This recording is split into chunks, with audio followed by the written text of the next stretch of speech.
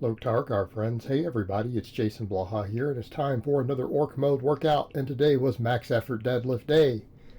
You guys know the rules. For those of you who watch these videos, please click like down below. Help me keep the likes higher than the dislikes. It would be greatly appreciated. So we did deficit deadlifts today, and really the reason I'm doing deficits is because they're going to be really hard for me.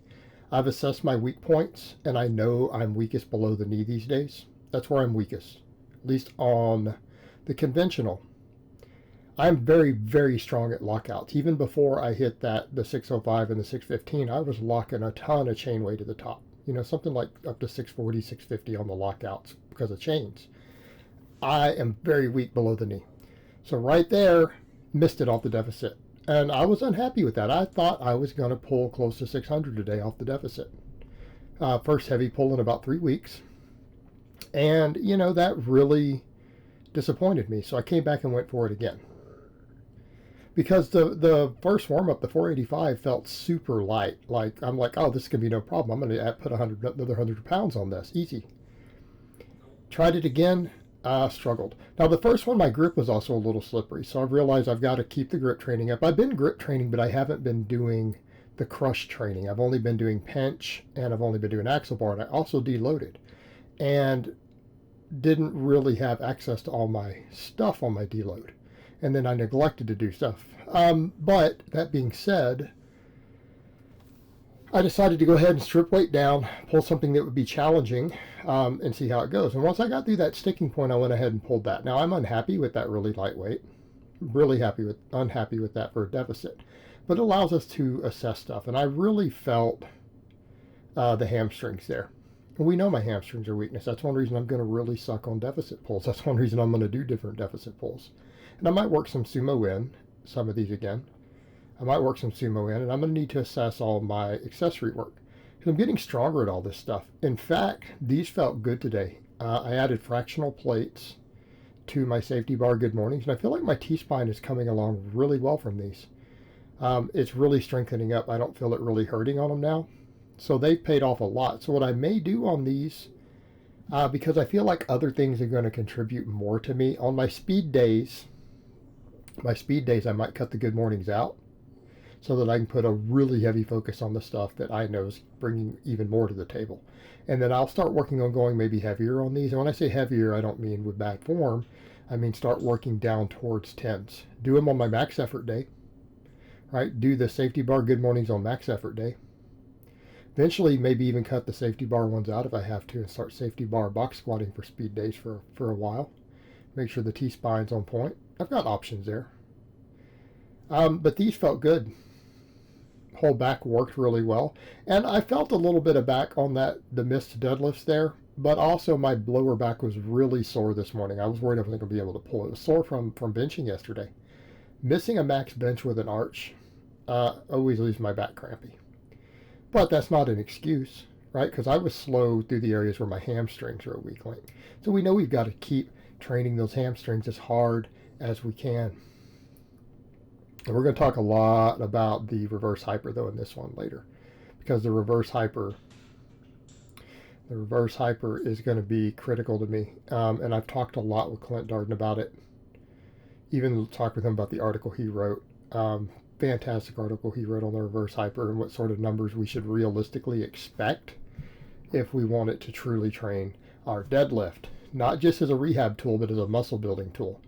And I can tell you, having messed with it heavy now, because I started messing with it heavy a bit during my deload actually, and that could be a factor, because this weekend I went really, really heavy on it. At least for me, pretty much equaling what I did today, but for only 3 sets instead of 5.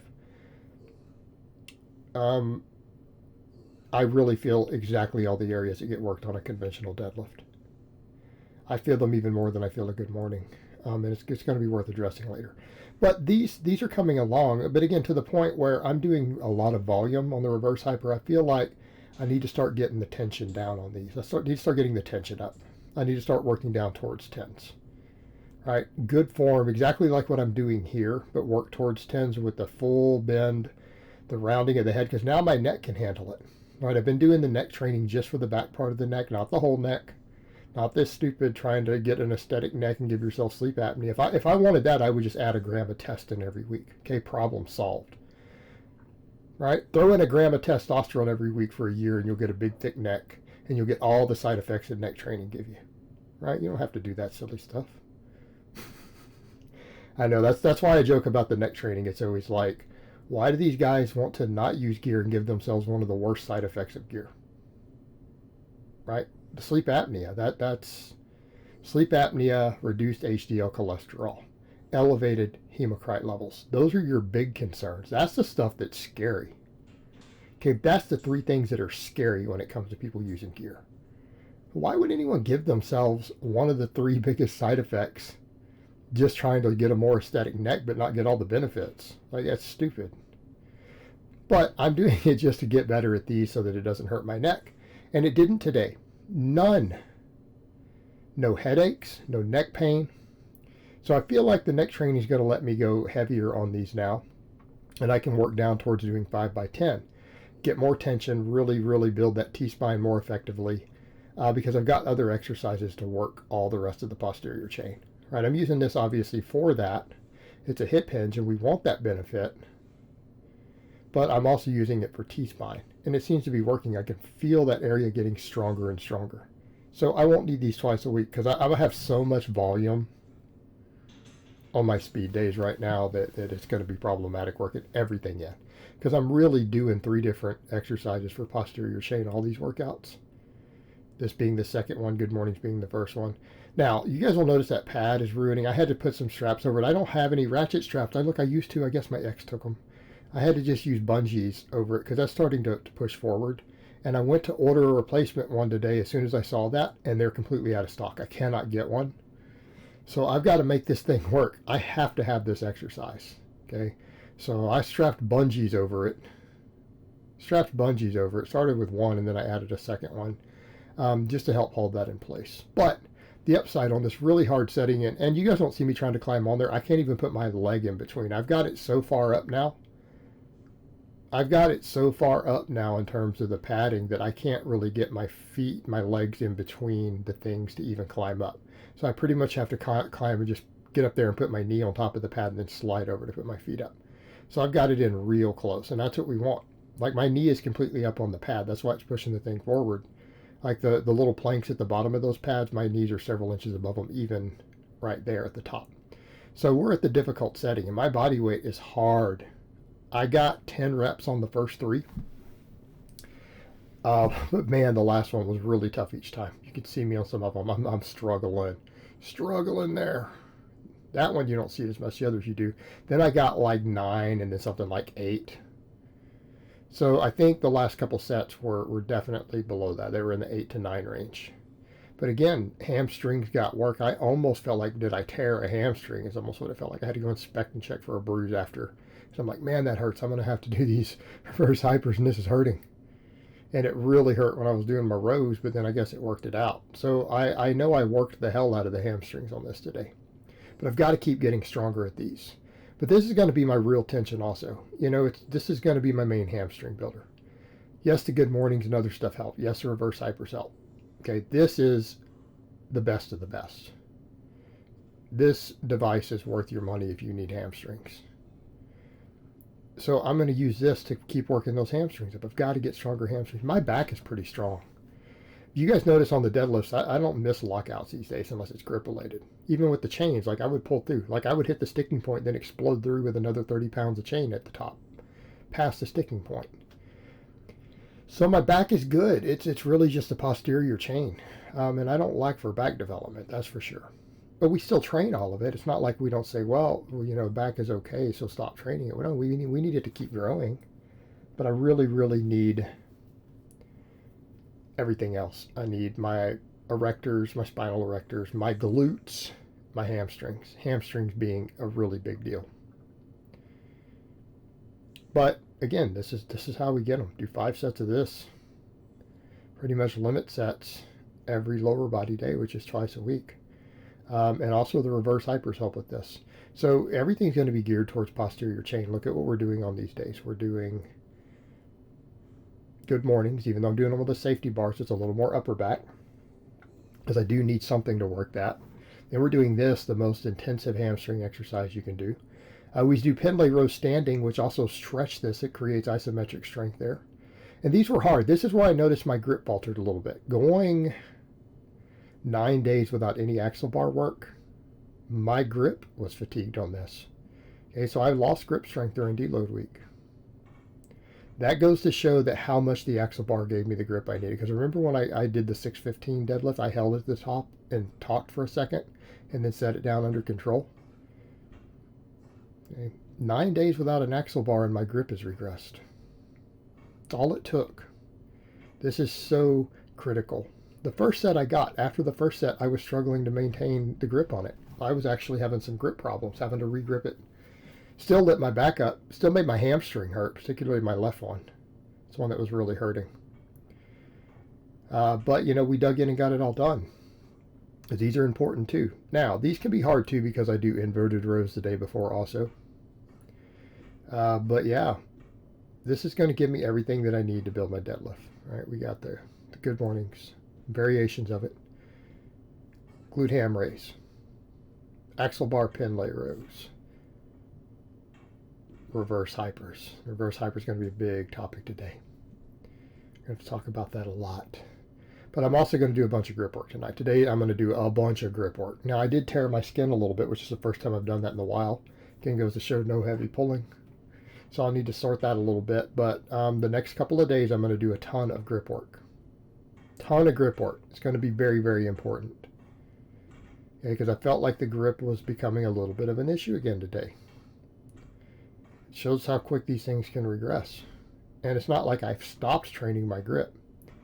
It just didn't get anywhere near the attention last week that it gets in a normal week. So we need to keep that strong grip specialization. But then we're going to get over to the reverse hypers in a minute. We still have more rows. We got to just kind of talk through these goofy rows. Because, I mean, we know what we're doing. We do these all the time. Everyone knows. They know the drill. They know the routine. They know what we're doing. One of my two forms of rows. You know, but they still have to be trained. And I get people who are like, I don't know why you worry about your back that much. Your back is massive. Yeah, that's fine. But, you know, I need to get stronger. And I need to make sure that my back stays ahead of the curve. Even though we're not putting the same focus on it. We normally do. It still matters. But, you know, the thing is, the parts of my back that I feel on rowing, I always sometimes think, oh, yeah, the lower lat there, I feel some of that on the deadlift. Until I do another exercise that really works, and I realize it's not the lat at all. It's really the erectors. It's really the erectors. And the reverse hypers show me that, because I can tell you in terms of posterior chain, now that I'm actually going really hard on the reverse hyper, taking Clint's advice and trying to get strong on it. And I don't mean strong like, oh yeah, well, let's do 300 pounds for 10 reps. Okay. Clint and some of the guys who really use the device would tell you that that's pussyfooting around. Okay, that's okay if you're a female power lifter. But if for a man, people who say that they don't get carryover from the reverse hyper because they're using 300 pounds for 10 reps. That's basically just back active recovery. You're not getting a good training effect from that. You're not going to get strong from that. So what do I have on there today? I did 5 sets of 20. Actually, the last set I got 7, and we don't count the first rep because we're getting the pendulum going, with 330. Now, how much do I need to have on here? My goal was 650 deadlift this year. Darden is telling people that, in his opinion, of his experience with these devices, your goal should be, and I shit you not, 65% of your target deadlift. So for me, that would be 425 on here for 5 sets of 25, which you need to be able to do on your max effort day. Then obviously we can cut that weight in half for restoration days, which is like what I do three days a week. I have 3 of those. So I do this with lightweight on those 3 days. Okay. Now I managed to get 27 on the last one. I could probably squeeze up to 25. I can probably go a hair heavier next time, right? Put another 10 pounds on and see if I can get 5 sets of 25 next time. But I got 4 sets of 20 and then a set of 27 with 330. I am 100 pounds away from that goal. And let me tell you, my entire posterior chain was lit up. The one thing I noticed when I got above 300 pounds on this for higher reps, It's the first time I've ever felt my glutes in my life. I don't feel my glutes on hip thrusts, glute bridges, and you guys have seen me do some monstrous weight. Like when I do glute bridges, I'm not playing with 300 pounds. I'm doing like 5 sets of 10 with over 500 pounds. You guys have seen me do mid 400s for 5 sets of 10 on the hip thrust. I don't feel my glutes. Okay, I don't feel my glutes. This actually gives my glutes a pump. My entire back, like the parts of my back that I'm thinking, oh yeah, are involved with the rows when I feel the deadlift. No, that's my T-spine. My erectors all along the first few ribs. I actually feel those on this. They get a pump. And I still have a pump. Like I finished this a while back and I'm 15 minutes into talking here. I still have a pump through my entire back. All right? My hamstrings actually hurt. My glutes have a dull ache. This hit everything. All right? This is going to build my deadlift. I'm going to have to agree with Clint. He's right. Like if I had to go to with what I have right now, if I really wanted to just get that deadlift up, the glute ham device to get my hamstrings even more built, but this hits the hamstrings pretty hard. I've got hamstring cramps after doing this before, by the way. Cramps. It's like the glute ham device. The glute ham device, and a ton of grip work. Now, that doesn't mean I don't do the good mornings and rows and other stuff. But I think these are going to be my bread and butter. Right? This is going to be my bread and butter. And I can get away with the axle bar rows because I need the grip training anyways. So what if maybe I don't get quite as many pounds from my back? I still feel my back. My back gets lit up doing it. So it's being worked. I need the grip training.